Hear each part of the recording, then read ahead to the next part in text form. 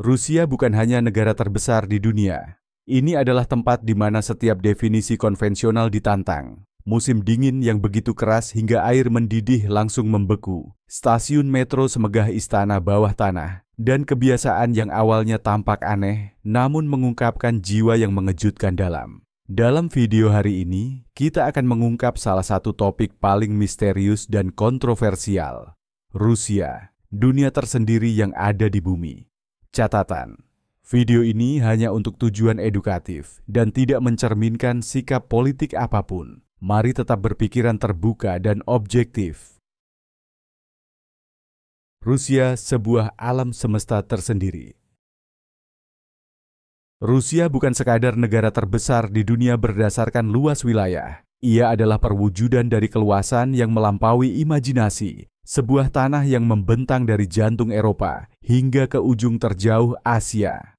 Dengan luas lebih dari 17 juta kilometer persegi dan mencakup 11 zona waktu, Rusia menentang setiap definisi konvensional tentang negara.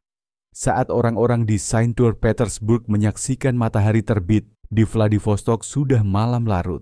Hanya sedikit tempat di bumi yang mampu merangkum begitu banyak realitas ruang dan waktu dalam satu peta nasional. Yang sama mencoloknya adalah paradoks dalam geografisnya. Meskipun 70% wilayah Rusia berada di Asia, mayoritas, sekitar 70% dari populasinya, tinggal di bagian Eropa. Ini menciptakan kontradiksi unik. Sebuah negara dengan kaki di Asia, kepala di Eropa, yang mewujudkan baik misteri kuno timur maupun etos modern barat.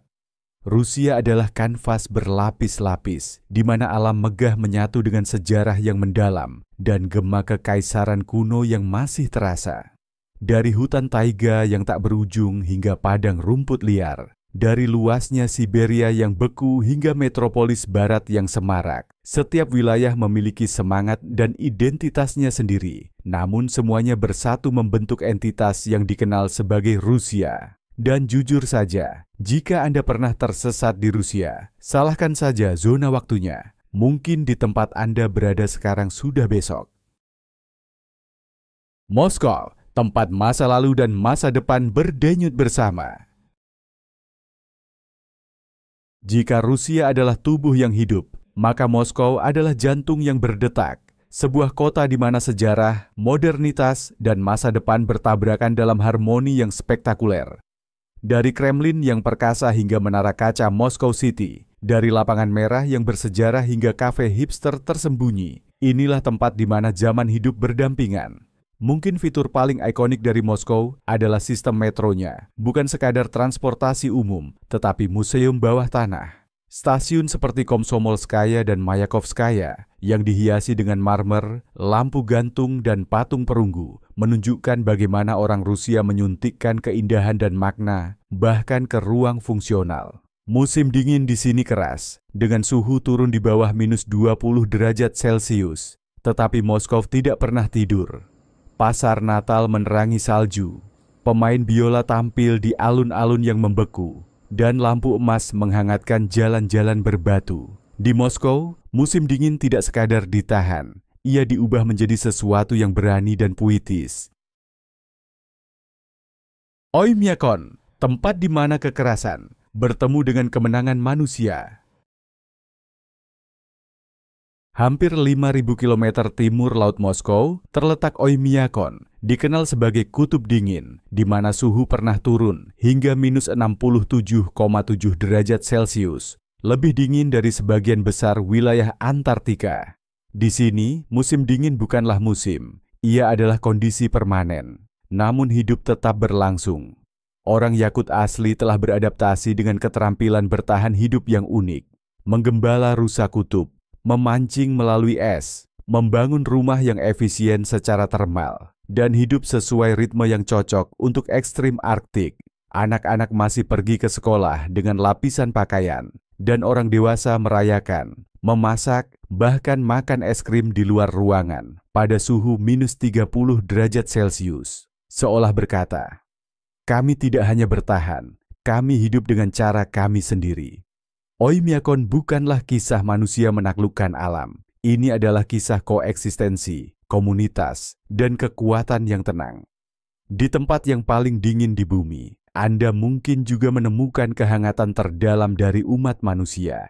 Jadi, beranikah Anda makan es krim di luar pada suhu minus 30 derajat Celcius? Jika ya, selamat datang di Oymyakon. Jika tidak, tenang saja, Anda masih bisa menikmati hidangan penutup Anda di bawah selimut dan tinggalkan komentar hangat untuk kami di bawah ini. Perempuan Rusia, perpaduan kecantikan, kecerdasan, dan kekuatan mandiri. Ketika orang memikirkan perempuan Rusia, banyak yang hanya berhenti di permukaan. Sosok anggun, rambut pirang yang terurai, mata mencolok penuh ekspresi. Namun kecantikan itu hanya kulit luar.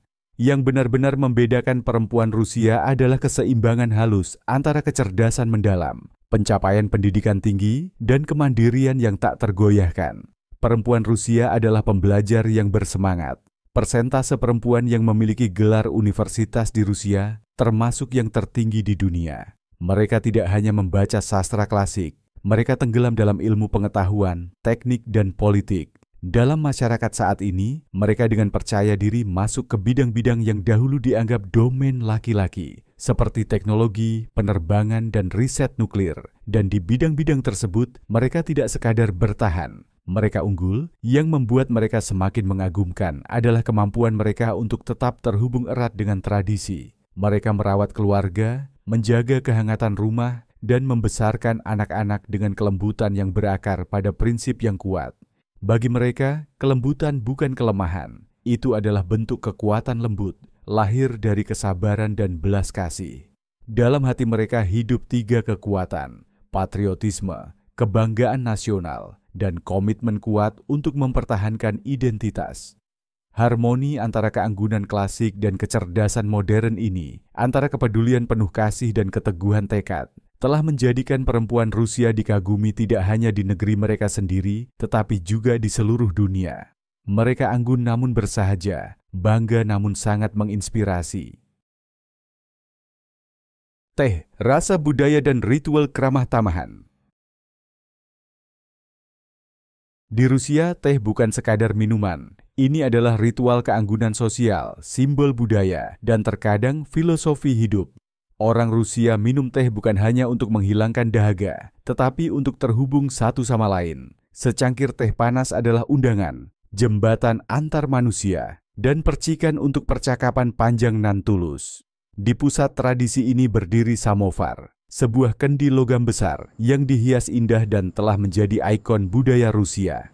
Lebih dari sekadar wadah untuk merebus air, samovar memancarkan kehangatan, baik secara harfiah maupun emosional. Orang Rusia biasanya menyeduh konsentrat teh kental yang disebut zavarka dalam teko kecil, lalu mencampurnya dengan air panas dari samovar. Tapi teh tak pernah disajikan sendiri. Ia hadir bersama madu, selai buah, biskuit renyah, atau kue buatan rumah. Ritual minum teh Rusia tidak seformal upacara teh Jepang atau serapi teh sore ala Inggris. Ia bersifat intim, kekeluargaan, dan penuh semangat berbagi.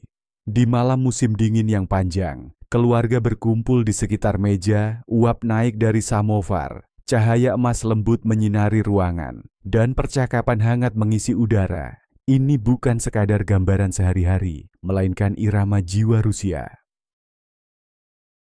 Festival ajaib, tempat alam dan budaya bersinar dalam harmoni.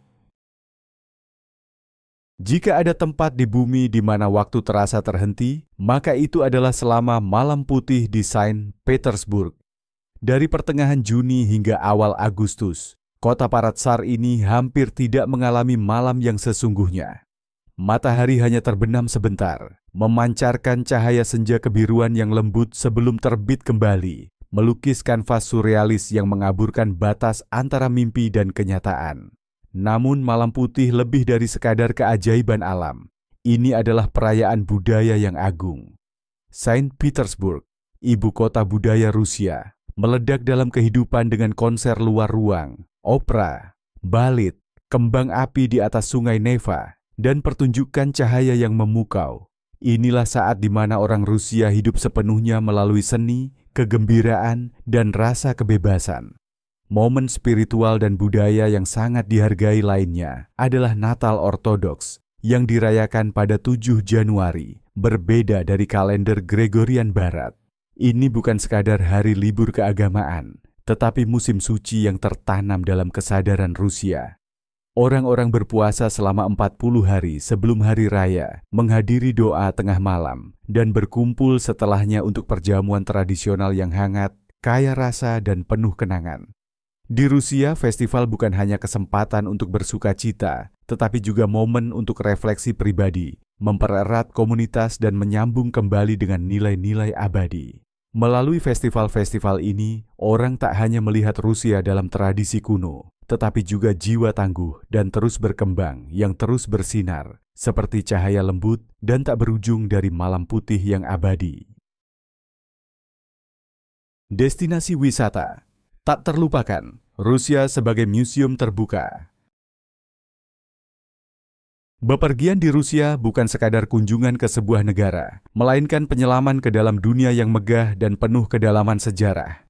Setiap lokasi bagaikan permata yang dipoles, diukir dan dibentuk selama berabad-abad oleh waktu, budaya, dan esensi jiwa Slavia.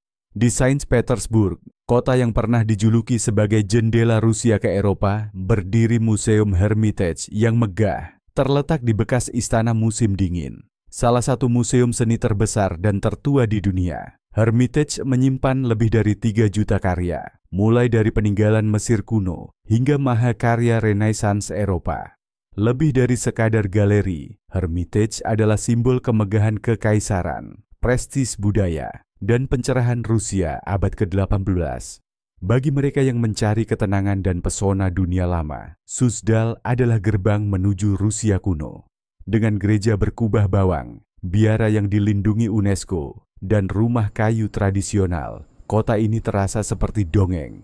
Di Suzdal, waktu melambat, mengundang pengunjung untuk merenungkan identitas Rusia yang murni dan belum tersentuh kota, yang hidup dalam lorong-lorong sunyi dan udara spiritualnya. Dan kemudian ada Sochi, permata laut hitam. Kota resor di mana pegunungan megah bertemu garis pantai biru kristal. Sochi adalah keajaiban alam sekaligus simbol energi Rusia modern. Setelah menjadi tuan rumah Olimpiade musim dingin 2014, Sochi muncul sebagai etalase keramah tamahan, menggabungkan infrastruktur dan alam dengan keanggunan santai yang membuat pengunjung merasa langsung seperti di rumah. Di Rusia, setiap perjalanan lebih dari sekadar rute, ia adalah pencerahan. Tempat-tempat ini bukan hanya tujuan wisata, tetapi halaman hidup dari kisah sebuah bangsa yang luas dan beragam. Masakan Rusia ketika rasa menjadi perjalanan ke dalam jiwa. Masakan Rusia memikat tidak hanya karena rasa yang kaya dan mengenyangkan, tetapi juga karena setiap hidangan menceritakan kisah tentang tanah, tentang rakyat, atau tentang tradisi yang dijunjung tinggi. Menyantap makanan Rusia berarti meresapi sepotong sejarah dan budaya bangsa. Borscht, sup bit ikonik, berdiri sebagai simbol masakan Eropa Timur. Warna merah tua yang mencolok mewakili kehidupan yang bersemangat dan kekuatan. Biasanya disajikan dengan krim asam dan roti gandum hitam. Ini adalah kombinasi yang sederhana namun elegan. Lalu ada pelmeni, pangsit isi daging yang telah lama dianggap sebagai penyelamat musim dingin. Mudah disimpan, cepat dimasak, dan sangat bergizi. Beef stroganoff mencerminkan perpaduan antara masakan aristokrat dan pengaruh barat. Daging sapi empuk dimasak dalam saus jamur krim, sering disajikan dengan kentang tumbuk atau nasi, menjembatani kemewahan dan kenyamanan. Sementara itu, blini, pancake tipis tradisional, disajikan dengan kaviar, madu, atau selai, melambangkan perayaan dan kelimpahan. Ini adalah makanan pesta, kaya rasa dan makna. Dan tidak ada perayaan Rusia yang lengkap tanpa salad Olivier, juga dikenal sebagai salad Rusia, hidangan yang dicintai di setiap meja liburan. Ini adalah perpaduan harmonis antara kacang polong, kentang rebus, acar, telur, dan daging dingin. Semuanya dipersatukan oleh mayones yang lembut, mewakili kebersamaan dan kegembiraan pesta. Masakan Rusia bukanlah yang paling mewah, tetapi membawa makna kejujuran, kedalaman, dan resonansi emosional, seperti halnya rakyat Rusia dan tanah air mereka. tampak sederhana di permukaan, namun tak terhingga kaya dan penuh jiwa di dalamnya. Lada bukan sekadar mobil, tetapi simbol hidup identitas Rusia. Dari jalanan Moskow yang sibuk hingga jalan bersalju di Siberia, Lada yang sederhana namun tangguh terus melaju, menjadi bagian abadi dari kehidupan sehari-hari di seluruh Rusia. Dahulu dijuluki sebagai mobil rakyat, selama dan setelah era Soviet, Lada bukan hanya kendaraan. Ia adalah kenangan kolektif, simbol yang terjalin dalam jalinan identitas Rusia. Awalnya diproduksi pada tahun 1970-an melalui kolaborasi Soviet-Fiat, Lada dirancang untuk tahan terhadap iklim ekstrim, medan kasar, dan infrastruktur terbatas. Dengan desain sederhana, mudah diperbaiki, dan harga terjangkau, Lada menjadi sahabat rakyat, andal, tanpa embel-embel, dan dibuat untuk bertahan. Lada tidak hadir dengan teknologi mutakhir atau tampilan mencolok, tapi ia mewakili sesuatu yang lebih kuat, pragmatisme, kesetiaan, dan ketangguhan yang tak tergoyahkan, sifat-sifat yang juga mendefinisikan karakter orang Rusia. Bagi banyak orang, itu adalah mobil pertama mereka, mobil orang tua mereka, mobil dari kenangan bersama dan awal yang sederhana. Ia adalah setara otomotif dari foto masa kecil, lusuh, tidak sempurna, tetapi sangat berharga. Hari ini, di zaman kendaraan mewah impor yang ramping, Lada tetap ada. Bagi sebagian orang, membeli Lada bukan soal gaya, ini soal keaslian. Ini adalah pernyataan bahwa nilai bukan terletak pada penampilan, tetapi pada keandalan sunyi yang bertahan melalui waktu dan kesulitan. Secara pribadi, saya sungguh terkesan oleh mobil yang bisa bertahan dari musim dingin Rusia dan tetap melaju seolah tak terjadi apa-apa. Jika saya diberi kesempatan, saya pasti ingin mengendarai Lada. Bukan karena mewah, tetapi karena punya jiwa. Ini jenis mobil yang mungkin tidak mengesankan pada pandangan pertama, tetapi akan selalu diingat setelah ia pergi. Vodka, jiwa cair dalam gelas kristal.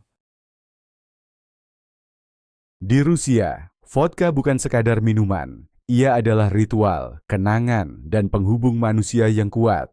Vodka hadir dalam momen-momen penting kehidupan, pernikahan, perpisahan, makan malam keluarga, reuni sahabat, atau malam musim dingin yang sunyi di dekat perapian. Ucapan toast yang umum, na zdorovye, untuk kesehatanmu, bukan sekadar formalitas, melainkan pengingat bahwa vodka tidak pernah diminum tanpa makna. Orang Rusia tidak minum vodka sendirian. Segelas vodka baru benar-benar hidup ketika dibagikan bersama sebuah cerita, kenangan, atau kebenaran yang perlu diungkapkan. Hidangan pendamping tradisional seperti acar mentimun, ikan herring, roti gandum hitam, atau lemak babi asin, salo, lebih dari sekadar camilan. Mereka membangkitkan emosi, membawa kembali kenangan akan kehangatan keluarga, malam bersalju, atau masa-masa sulit ketika vodka menjadi kenyamanan yang membuat orang terus bertahan. Yang terpenting, budaya vodka Rusia tidak memuliakan mabuk. Ia menghargai ketulusan, kerentanan bersama, dan kejujuran emosional. Minum vodka bersama menjadi tindakan penyembuhan yang tenang, cara untuk terhubung, memaafkan, dan mengungkapkan hal-hal yang sulit diucapkan. Bagi orang Rusia, vodka adalah jiwa cair, esensi yang disuling dari sejarah, identitas, dan kedalaman budaya. Dalam setiap tetes, Anda bisa merasakan embun beku Siberia, hangatnya kayu bakar, dan ketangguhan diam dari bangsa yang selalu bangkit dari dinginnya dunia. Balet Rusia, tempat keindahan dipuja sebagai keyakinan. Tak ada tempat lain di dunia yang begitu menghormati balet seperti di Rusia. Bagi orang Rusia, balet bukan hanya pertunjukan. Ini adalah pernyataan tentang keindahan, cara untuk melampaui kerasnya kenyataan, dan mencapai transendensi emosional dan artistik. Di tempat-tempat ikonik seperti Teater Bolshoi di Moskow dan Mariinsky di Saint Petersburg. Balet lebih dari sekadar hiburan. Ini adalah pengalaman yang abadi. Karya agung seperti Swan Lake, The Nutcracker, dan Giselle bukan hanya tarian. Mereka adalah legenda hidup yang diceritakan melalui gerak, musik, dan cahaya. Di balik keanggunan ini tersembunyi disiplin dan pengorbanan luar biasa. Penari balet Rusia mulai berlatih sejak kecil, menempuh bertahun-tahun latihan intens, rasa sakit, dan cedera. Pelatihan mereka bukan hanya fisik, tetapi juga spiritual, membentuk tubuh menjadi instrumen ekspresi murni. Balet Rusia adalah perpaduan mulus antara matematika dan puisi, presisi dan emosi. Ia tidak hanya menyenangkan mata, ia menembus hati, membangkitkan kenangan, dan menghidupkan kembali emosi yang sudah lama terkubur. Orang Rusia mengagumi balet bukan karena glamornya, tetapi karena ia mencerminkan cita-cita luhur untuk hidup dalam pencarian keindahan dan makna. Dalam dunia yang semakin bising dan transaksional, balet Rusia tetap menjadi ruang sakral di mana keindahan dijaga seperti iman, dan di mana para seniman mendedikasikan hidup mereka untuk menjaga nyala api itu tetap hidup. Tradisi Rusia yang aneh, namun sangat manusiawi. Sekilas, kebiasaan Rusia mungkin tampak dingin, aneh, atau sulit dipahami. Namun justru keunikan ini adalah pintu masuk ke jiwa Rusia, dunia disiplin, perenungan, dan kekayaan emosional yang dalam. Salah satu ritual paling menarik adalah kebiasaan duduk diam sebelum perjalanan. Sebelum perjalanan jauh, orang Rusia duduk diam sejenak, tanpa bicara, tanpa gerakan. Ini bukan takhayul belaka, melainkan bentuk persiapan mental, penghormatan terhadap perjalanan yang akan datang. Dalam keheningan ini tersembunyi sebuah filosofi. Setiap perjalanan adalah ambang yang layak direnungkan. Lalu ada tradisi mandi es, ritual spiritual dan fisik yang melibatkan terjun ke danau beku saat musim dingin, terkadang pada suhu -20 derajat Celcius. Jauh dari sekadar aksi ekstrim, ini adalah simbol pemurnian dan kekuatan batin, momen konfrontasi dengan ketakutan, tempat iman dan keberanian menang. Nuansa budaya lain, orang Rusia tidak tersenyum pada orang asing. Bagi orang luar, ini mungkin tampak dingin. Namun dalam budaya Rusia, senyuman adalah isyarat intim, tidak diberikan sembarangan. Jika orang Rusia tersenyum kepada Anda, itu berarti sesuatu. Mereka telah membuka hati dan menerima Anda sebagai teman. Dan setelah kepercayaan itu diperoleh, tak ada yang lebih hangat atau dermawan daripada tuan rumah Rusia. Mereka akan menyambut Anda di rumah mereka, menuangkan vodka, menyajikan pesta, dan membagikan kisah hidup yang tak ada habisnya. Keramah tamahan mereka bukanlah pertunjukan. Ia nyata, tulus, dan sangat manusiawi. Dalam tradisi-tradisi ini, keheningan, es, diam, dan senyuman, Rusia berbicara dengan lembut tentang nilai-nilainya, penghormatan terhadap kehidupan, kekuatan komunitas, dan keberanian untuk menjadi asli. Jadi, apakah Anda punya keberanian untuk duduk diam sebelum perjalanan, menyelam ke danau es -20 derajat Celcius, dan tidak tersenyum kepada orang asing selama seminggu? Jika ya, selamat datang di Rusia. Dan jika tidak, setidaknya tinggalkan senyuman untuk kami di kolom komentar.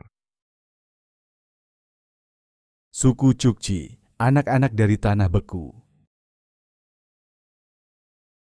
Di wilayah utara paling jauh di Rusia, di mana salju menyelimuti tanah sepanjang tahun dan matahari hanya muncul beberapa minggu setiap musim dingin, hidup sebuah komunitas adat yang unik, suku Chukchi.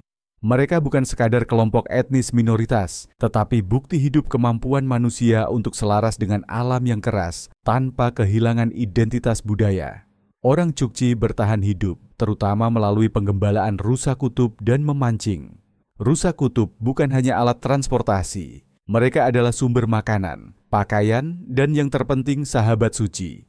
Ikatan antara Chukchi dan rusa kutub bukanlah hubungan eksploitasi, tetapi simbiosis yang dalam. Hubungan saling menghormati, di mana hewan dianggap sebagai mitra dalam bertahan hidup.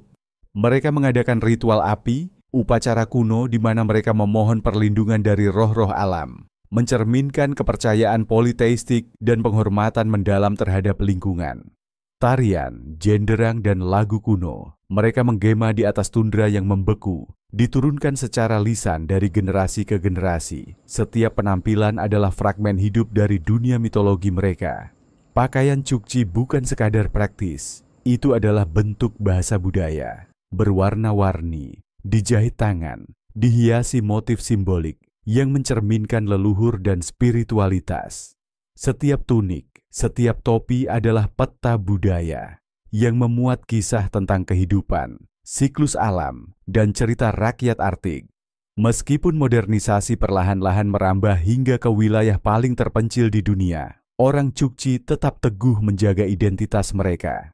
Mereka menjadi pengingat yang kuat bahwa dalam dunia yang semakin terindustrialisasi, masih ada nilai dan tradisi kuno yang layak dilindungi, harta manusia yang menolak untuk hilang ditelan perubahan.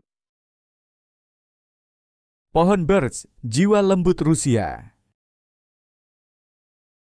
Jika Jepang memiliki bunga sakura dan Prancis ladang lavendel, maka Rusia memiliki pohon birch, sebuah simbol yang bersifat alami sekaligus sakral, tertanam dalam setiap lapisan budaya dan kehidupan spiritual Rusia. Dengan kulit putih dan daun hijau ramping, birch tidak hanya banyak dijumpai di seluruh wilayah Rusia yang luas, tetapi juga terhubung secara mendalam dengan jiwa orang Rusia. Dalam puisi dan cerita rakyat Rusia, birch sering disamakan dengan seorang gadis Rusia, anggun, murni, lembut, namun tangguh. Ia muncul dalam lagu-lagu rakyat, sastra klasik, lukisan, dan film romantis. Birch adalah simbol kecantikan dan ketahanan emosional, lembut di permukaan namun kuat di dalam. Selain simbolisme, birch juga memiliki nilai praktis. Kayunya digunakan untuk perabotan, kulitnya untuk pengobatan, dan alat bertahan hidup. Selama festival rakyat musim semi, pohon birch dihias atau ditanam sebagai simbol kelahiran kembali, berkah panen, dan pembaruan hidup. Kehadiran birch yang konstan dalam kehidupan Rusia mencerminkan filosofi yang lebih dalam. Untuk hidup selaras dengan alam, melihatnya bukan sekadar sebagai sumber daya, tetapi sebagai sahabat, tempat curhat, dan penjaga mimpi. Birch, dalam kesederhanaan dan kekuatannya, mencerminkan etos Rusia tentang ketangguhan jiwa dan keindahan yang tenang. Hidup hemat, Rusia sebagai gerbang bagi pemuda global. Dibandingkan negara-negara barat, biaya hidup di Rusia sangat terjangkau, terutama bagi mahasiswa internasional, profesional muda, atau siapapun yang ingin merasakan hidup di pusat budaya tanpa anggaran besar. Bergantung pada kota dan gaya hidup, biaya hidup di Rusia dapat berkisar antara $580 hingga $1.050 per bulan, mencakup tempat tinggal, makanan, transportasi, dan kebutuhan pokok lainnya. Di kota-kota besar seperti Moskow atau Saint Petersburg, biaya sewa dan transportasi mungkin sedikit lebih tinggi. Namun sebagai imbalannya, penduduk menikmati infrastruktur kelas dunia, transportasi umum modern, serta peluang karier dan akademik yang kaya. Di kota tingkat kedua seperti Kazan, Yekaterinburg, atau Novosibirsk, biayanya lebih rendah, namun standar hidup tetap tinggi dan nyaman. Makanan terjangkau dan beragam, transportasi publik efisien, dan layanan kesehatan disubsidi oleh negara. Universitas-universitas top Rusia menawarkan beasiswa pemerintah yang besar, menjadikannya sangat menarik bagi mahasiswa global yang sadar anggaran. Rusia saat ini lebih dari sekadar destinasi wisata. Ia adalah pilihan strategis yang sedang berkembang bagi pemuda dunia yang ingin belajar di lingkungan akademik klasik, terlibat dengan jaringan budaya yang unik, dan tetap mandiri secara finansial selama melakukannya. Mayoritas perempuan, demografi dan meningkatnya konektivitas global.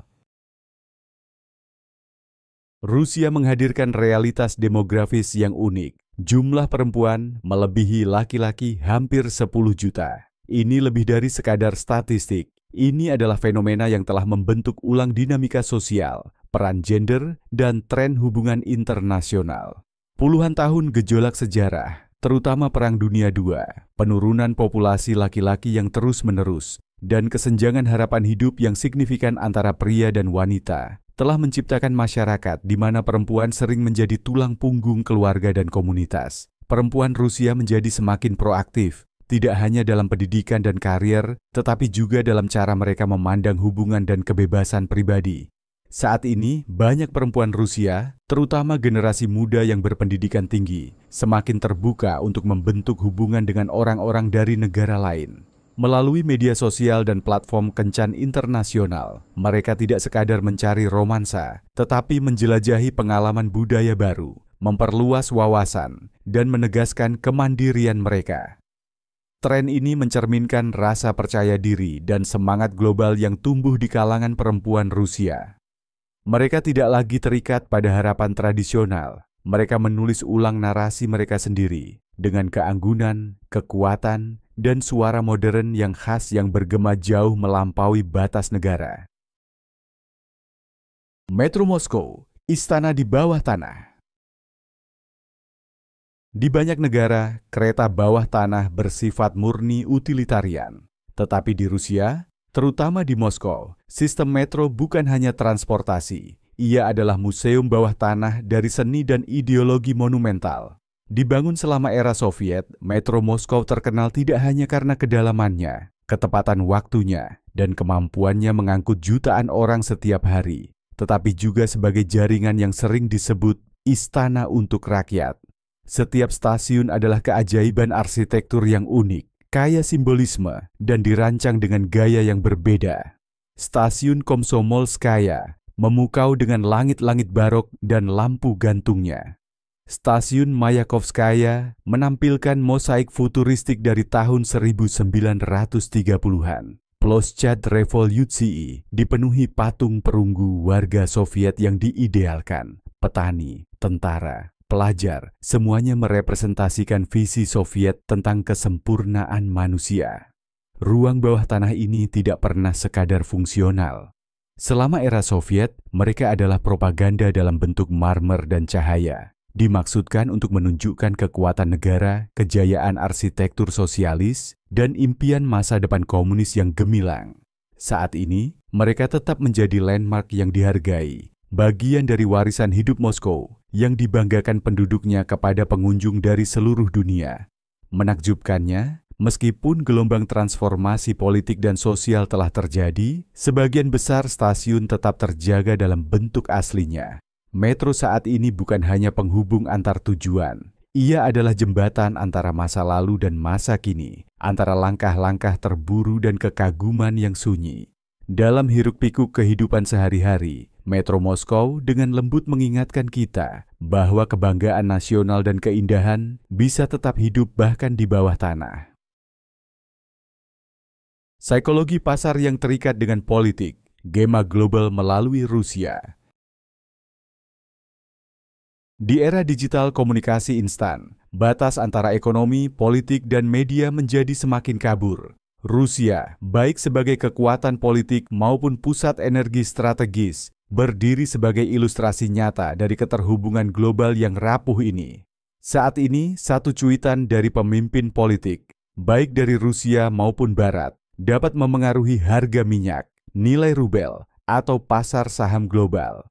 Siklus pasar tradisional telah bergeser menjadi sentimen politik dan narasi media, di mana efek kupu-kupu bisa berasal dari pertemuan kebijakan rahasia atau video viral di media sosial. Di Rusia, ekonomi telah lama terkait erat dengan negara. Industri-industri utama, terutama energi, keuangan, dan pertahanan, dimiliki negara atau sangat dipengaruhi oleh otoritas pemerintah.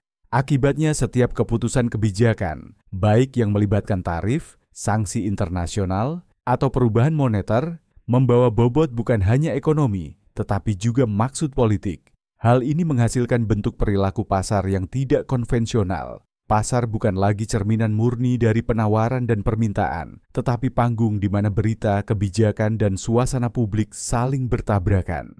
Apa yang terjadi di Rusia bukanlah hal yang unik. Ini adalah cerminan dari dunia secara keseluruhan, di mana setiap negara mulai menyadari, dalam dunia yang hiperterhubung, tidak ada yang benar-benar apolitis. Untuk menavigasi pasar masa kini, seseorang harus membaca psikologi massa, memecahkan dinamika geopolitik, dan merasakan denyut sejarah yang sedang berlangsung. Dalam lingkungan ini, setiap investor menjadi hibrida, sebagian antropolog, sebagian jurnalis, sebagian analis politik. Rusia adalah negara yang tidak bisa dipahami hanya dengan logika. Ia harus dirasakan dengan hati.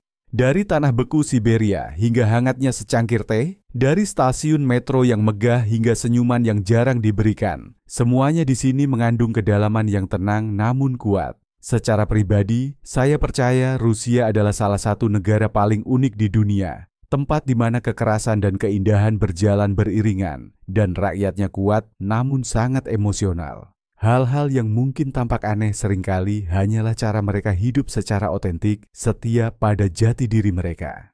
Sampai jumpa di video berikutnya. Kalau menurut kamu, dari 18 hal tentang Rusia tadi, mana yang paling mengejutkan atau menyentuh hatimu? Tulis pendapatmu di kolom komentar. Kami ingin sekali mendengarnya.